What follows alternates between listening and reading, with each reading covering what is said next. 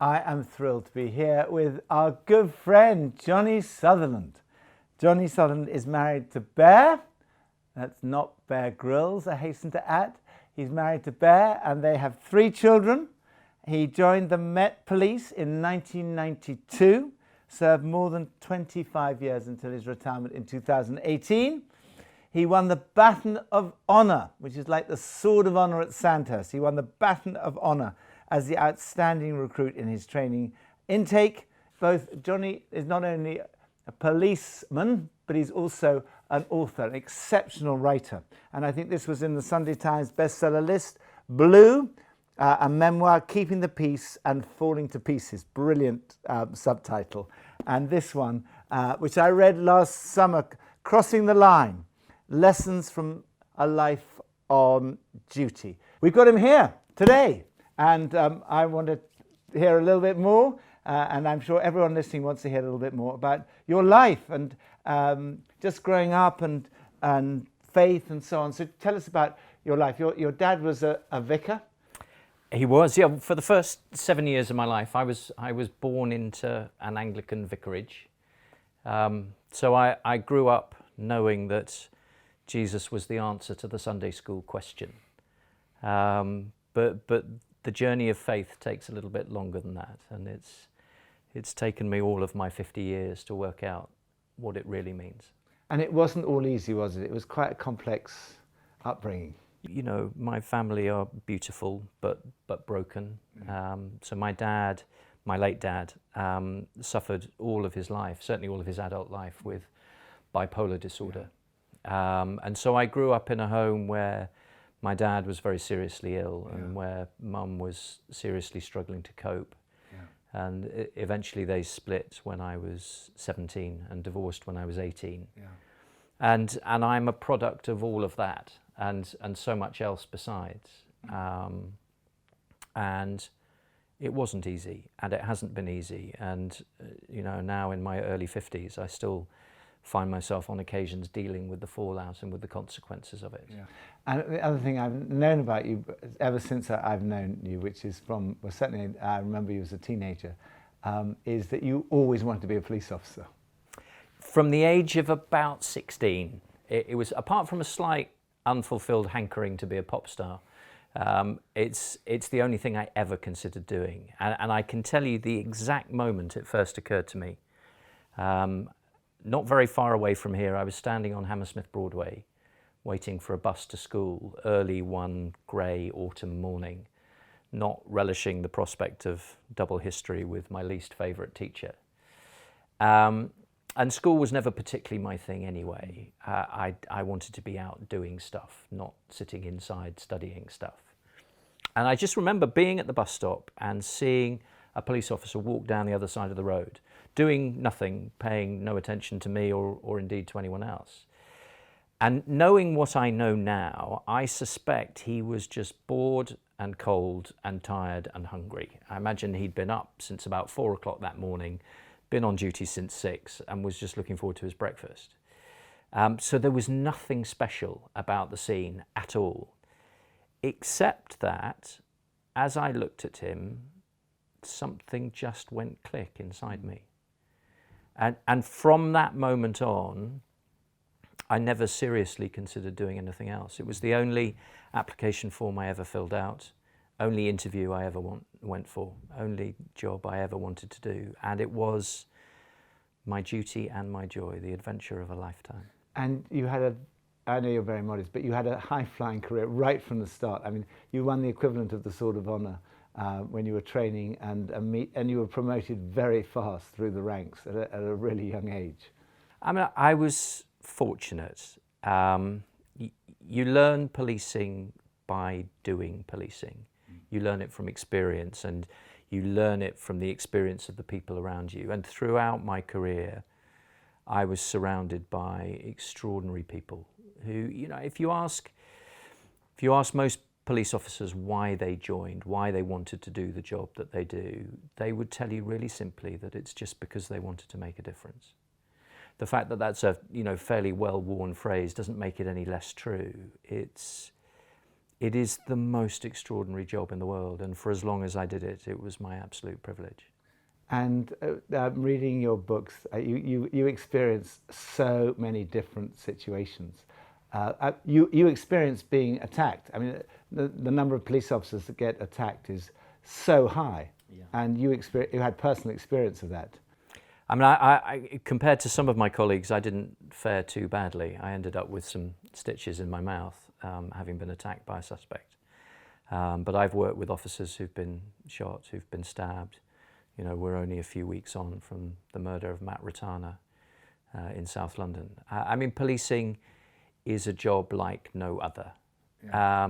And I've often spoken about and indeed written about what I describe as the painful privilege of policing, which is to see all of life and all of death and everything in between at the scenes of crimes and car crashes and every imaginable kind of catastrophe.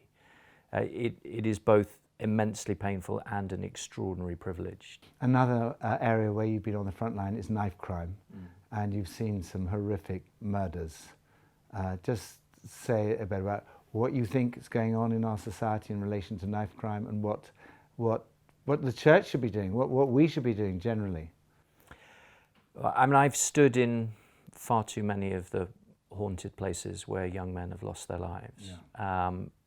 And, you know, one of the legacies of a policing career is that you carry with you the names and the faces of those you've met along the way, or indeed those who you didn't meet because they died before you got there. So I carry with me Kojo and Ben and Milad and Dogan, 4 different young men in 4 different London boroughs who lost their lives to knife crime. And it's become one of the abiding passions of my life, to try to work out why these things are happening, and to try to work out what to do differently if we want things to change. We have a serious problem with violence in our society, and we have a serious problem with male violence in particular. Yeah. And it requires a cultural change that we don't seem to be ready to make yet. I think increasingly, and over the last 5, 10, 15, 20 years, we've been faced with what I would describe as a normalization of violence in society. It's almost everywhere we look, and we treat it in many contexts as a form of entertainment. And it has somehow become normalized. It's almost as though we're addicted to it. And what we need as a society is a comprehensive change of the approach that we take. And we want everything in a hurry. But when you're dealing with something like knife crime or with domestic violence or with sexual abuse, when you're dealing with things that have been a generation or more in the making, we need to get used to the idea that they might just take a generation to mend. Yeah. So the first thing we need is a 20-year knife crime plan for London and beyond. Another area you've been at the front line of is racism and combating racism in society, and even at times, I think, in the police. And you've partnered with Ben Lindsay, who runs the organisation Power the Fight, and he's been interviewed on HTB at Home in the past. So just say a little bit about your partnership with Ben Lindsay and why you feel that this is such an important issue for us to tackle together. Well, Ben's a wonderful friend and a wonderful man, and people should read his book too. We need to talk about race. So I joined the police in 1992, September of 1992. In April of 1993, Stephen Lawrence was murdered in a racist attack in southeast London. And in many ways, his case, his story, framed the entirety of my career. It was the case that found society out, and it was the case that found policing out in particular. You know, the Met was faced with the accusations not only that it was incompetent and corrupt, but also that it was institutionally racist. Yeah. I remember being a relatively young officer at the time and facing up to this allegation that the organisation I was a part of was institutionally racist. Yeah. And I remember feeling incredibly confused and defensive because I didn't think that I was a racist, and I didn't think that the people around me were racists either. Yeah. And it's taken me years to understand that when the Stephen Lawrence inquiry labelled the Met institutionally racist, they weren't talking about me as an individual. They were talking about something that lies much deeper in society and in the institutions that make up society. They're talking about something that is systemic, that is pervasive in almost every facet of our lives. And I have come to see and to understand that black people in particular face disadvantage in almost every aspect of their lives, in a way that you and I, as middle-class, middle-aged white men, have never consciously had to consider or confront. So we begin with the fact that black people are disproportionately more likely to be stopped and searched by the police. And that is so often the headline. And absolutely that's something policing needs to wrestle with and understand and address. But black people are also disproportionately more likely to be born in poor households, in deprived neighbourhoods. They're disproportionately more likely to be excluded from education. They're disproportionately more likely to be unemployed, disproportionately more likely to be imprisoned. We bring it right up to date. Black people in this country are disproportionately more likely to die of COVID. These are the facts, and they might be uncomfortable facts, but they're undeniable. People in positions of privilege like me have got a responsibility to speak up about those things. Another area that you feel, I know, passionately about is domestic violence. And in fact, I've heard you say that you think it's the greatest problem facing our society. Why is that? Yeah, I'm on record as saying that it's terrorism on an epic scale. It's a disease of pandemic proportions and the single greatest cause of harm in society. Michael Marmot, in his remarkable book, The Health Gap, he's talking primarily about health, but it could equally be applied more widely to society. He talks about the need for us to understand the causes of the causes. So let's take a fictional teenage boy called Billy Smith. He's someone I often refer to. He's not a real person, he's an archetype. He's a collection of so many of the young boys I met during the course of my career. And he's arrested at the scene of a fatal stabbing. And let's be honest, he's guilty. So often, the conversation and the debate focuses on the immediate. We focus on the realization that Billy was the member of a gang and he was involved in drug dealing. And the questions that are asked by the journalists and the statements that are made on the floor of the House of Commons tend to focus on those things. And it becomes a policing problem. It's a crime problem. It's for the police to fix. Well, absolutely, in the immediacy, it is a policing problem. The greatest duty or responsibility any police officer could ever have is to save a life. But if we're serious about wanting to address what's going on, we've got to look deeper. The reason Billy started selling drugs was because he didn't have a job and he had no prospect of getting a job. Well, that's not a crime problem, that's an employment problem. But we have to look deeper still.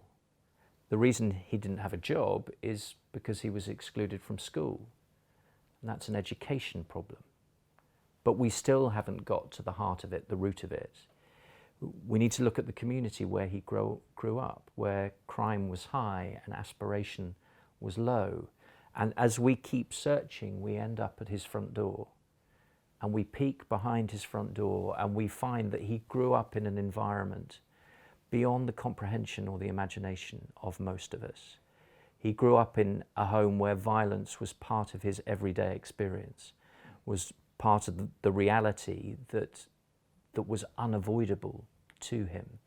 And so if I look at the lives of so many of the young boys who end up caught up in serious violence, the one thing that all of them share in common is that they grew up in violent homes. If you look at many of the other challenges we face in society, alcoholism, drug abuse, so much of it is rooted in violence in the home and in childhood and adolescent trauma. So I think that domestic violence is the greatest cause of harm, both in and of itself, but also because it lies at the root of almost everything else I've ever faced. Seeing the kind of things that you've been describing, first, right, you've been describing them, but you actually saw them. And eventually it must get to you. And I know for you, you had 2013 was quite a year. I had a massive nervous breakdown, and I ended up being off work for more than 7 months, having barely missed a day in my career up to that point in time. And although I made it back to work eventually, I never got back to full operational duties. And that's the reason why, in the end, I was medically retired from the Met 2 years ago. And the roots and the causes of my breakdown were many and varied. But absolutely right there in the mix is the consequences of a policing life. Yeah. And we've only just started within policing, as well as within wider society, to talk about trauma and its implications. So it's estimated that in the course of a normal human life, most people will encounter serious trauma on 3 to 4 occasions. It's estimated that police officers during the course of their working lives will encounter serious trauma on 400 to 600 occasions. 3 to 4 occasions in an ordinary life. 400 to 600 occasions in a policing life. And if I've learned anything in the 7 or 8 years since my breakdown, it would be that it's impossible to do the job of a police officer for any length of time and to remain untouched, unaffected by the things that you see and the things that you do. And how did you recover? What are the things that you've learnt? Because another issue is mental health. I mean, that's another huge issue in our society. And right now, with COVID-19, the incidence of serious mental health is rising fast. I saw something last week suggesting that it had doubled. Yeah. And that's, I would suggest, probably just the cases we know about. To answer your question, how did I recover? The answer is slowly. And what are the things that helped you in your recovery? Well, 3 very practical things, and then 3 personal things, and I'll be very brief. Number 1 has been learning how to rest in a world that's moving far too fast. Just finding ways to slow down and breathe. The second has been learning how to talk in a world where so often, particularly when it comes to mental health, people feel shamed into silence. And I've seen a counsellor for many, many years. Not everybody needs that level of professional assistance, but absolutely it's one of the oldest truths of them all, that it's good to talk. And then, so resting, talking, and then the third thing is following sound medical advice. Now, the first thing I did when I woke up this morning was to take an antidepressant tablet. And I've done that every morning for the last 7.5 years. And I will for the rest of my life if I need to. It's important to say that antidepressant meds don't work for everybody, but they do work for a lot of people. And they work for me, and I'm not going to hesitate to take them, and I'm not going to be ashamed of the fact that I take them. So those are the 3 practical things. The 3 more sort of personal things. The first thing, friends, friendship. Just the friendship and the love that I was shown, both by colleagues in work and friends outside of work, was a huge part of what got me back on my feet. You know, people gathered around me and nobody tried to fix me. They just loved me back to life again. Secondly, family. I've got a wonderful wife, not Bear Grylls, but my own Bear. And I should say Bear Grylls is very attractive too. But and a good friend as well. And a very dear man.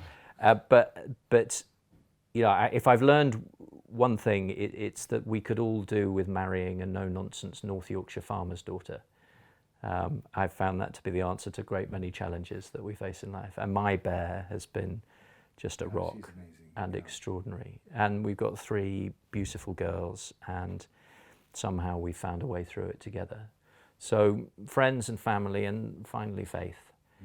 My faith is a whole lot simpler now than the religion I grew up with 4 decades ago. I'm at the point in my life now where probably I would say, well, no, definitely I would say I'm less certain of more things than I've ever been before. But I've begun to discover something of the mystery of grace. Yeah. This rumour that I'm loved beyond measure, just as I am. Just say a bit more about that. When you say you're loved beyond measure, say a little bit more about, and maybe somebody's watching this and they're thinking, I'm going through some pretty bad stuff at the moment. Yeah, I get the family bit, I get the friends bit, but I don't get the faith bit. How does your faith help you? I've always believed that God exists, but I think I spent a huge proportion of my life believing that I had to earn his approval and his affection, that somehow it was up to me to demonstrate my worth by being a good husband, by being a good dad, by being a good human being, by being a good police officer. That somehow I was sitting in the great exam hall of life, waiting to be graded. And I remember in the very early days of my illness, for about 2 or 3 months, I was pretty much incapable of doing anything other than breathe in and out and just make it through the day. Unable to go to church, unable to open my Bible, unable to say a word of prayer. And I remember just lying there very quietly one day, and there was just one verse from the Psalms that came to mind. I didn't go looking for it, it just was there. And it's the verse that says, "Be still and know that I am God." And I remember just thinking about that phrase. And I lay there and I said to God, if you're there, I've got nothing. I've got nothing to offer you. I am utterly broken. I feel like I'm failing as a husband, a dad, a copper, in every way. I've got nothing. Is my nothing enough for you to love me? And the utterly extraordinary, life-changing answer to that question seems to be yes. That I'm loved even at my lowest point, at my most broken point, with nothing to offer and nothing to bring. I'm loved beyond measure. Johnny, I think you had a huge influence as a police officer, but I think you'll have a greater influence even than that now, because your story, it will bring hope to people, and your books already have had such a wide audience, and I hope they'll make a film of them. You know, I hope they'll make TV programs about them and put them out, because people need to hear what you have to say. You have a very important message for the transformation of society, and an important message also for understanding some of the issues that our police force are facing. And I think your faith in these circumstances and your honesty and authenticity is just inspiring. So, Johnny Sutherland, thank you very much indeed. You're lovely. Thank you for having me.